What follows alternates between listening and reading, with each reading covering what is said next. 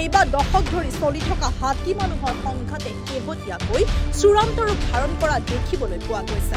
জিলাখনৰ কোনোবা প্ৰান্তত যদি হাতীৰ জাকে উপদ্ৰৱ কৰিছে, আন কৰবাত আকৌ অকলশৰীয়া হাতীয়ে সন্ত্ৰাস চলাইছে।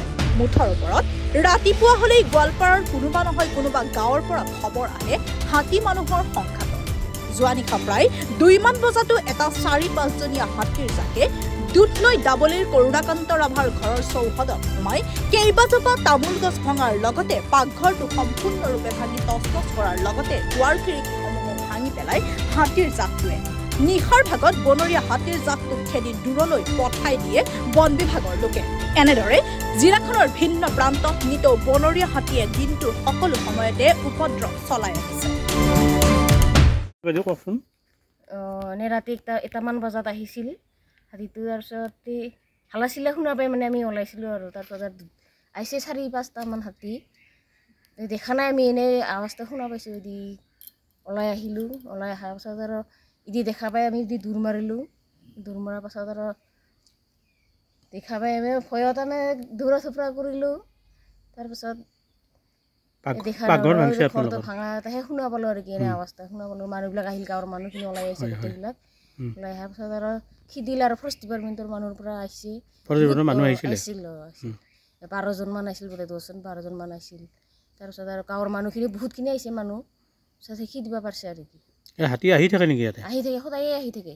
এনে কি ক্ষতি কৰিছে? এনে ক্ষতি মানে তামোল গছবিলাক ক্ষতি কৰিছে, কেইডালমান ভাঙিছে। তাৰপিছত আৰু ঘৰটো ভাঙিছে, পাকঘৰটো ভাঙিছে। মানুহ একো হোৱা নাই? মানুহ একো হোৱা নাই। আপোনালোকে শুই আছিল নেকি ৰাতি? নাই, শুই থকা নাই। তেনে ইফালে চিঞৰ বাখৰ পৰা শুনা পাই আমি উঠি আহিছিলোঁ। আপোনাৰ মালিকৰ নাম কি? কৰুণাকান্ত ৰাভা।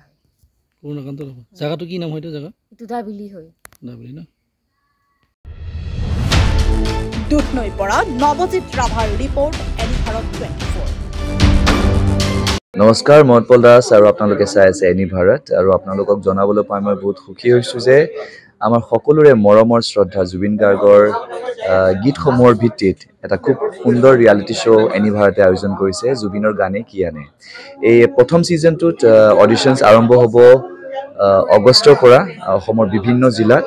গতিকে মই সমূহ কলা কুশলী, বিশেষকৈ যিসকল প্ৰতিভাশীল গায়ক গায়িকা আছে আমাৰ সমাজত, তেওঁলোকলৈ মই এটা আহ্বান জনাইছোঁ, তেওঁলোকে প্ৰস্তুত হওক এই ৰিয়েলিটি শ্ব'ৰ বাবে।